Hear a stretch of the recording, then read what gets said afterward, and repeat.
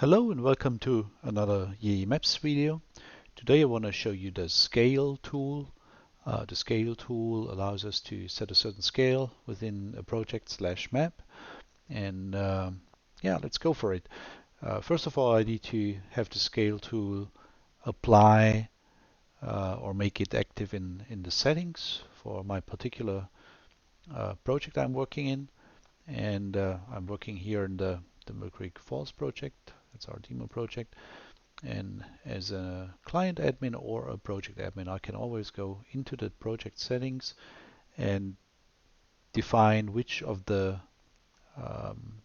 tools that are available here should become available in that very project.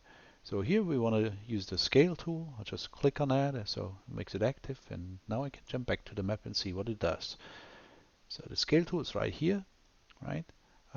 Always remember you can move tools around to the left, to the right, as you like them. And this will stay. Even if you log out and come back, this position will stay.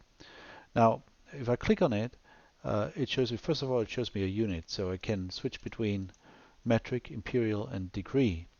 What does that mean? So in my project settings, I do have a projection that I can set for that map.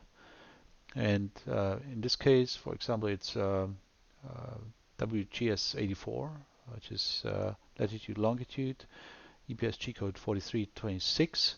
In this case, I'm rather going on the scale tool and set degree, because it's latitude, longitude.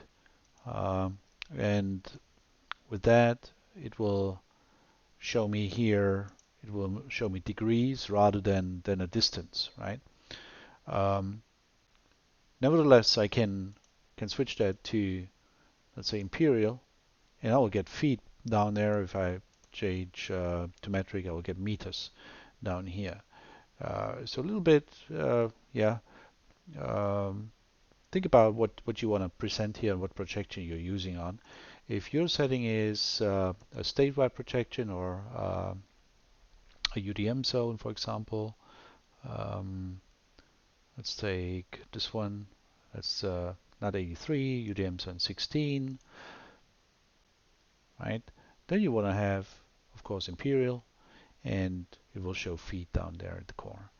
Okay, what can you do with it? I can basically jump to one of these preset scales, and does it quite seamlessly, you know. But I can also type in my own scale. So if I want to have 3333, then it shows me 3333 as a scale, which doesn't make much sense, but I can do that individually. Okay, that's pretty much all there is, and that's the scale tool. Thanks for listening, and have a great day. Thank you.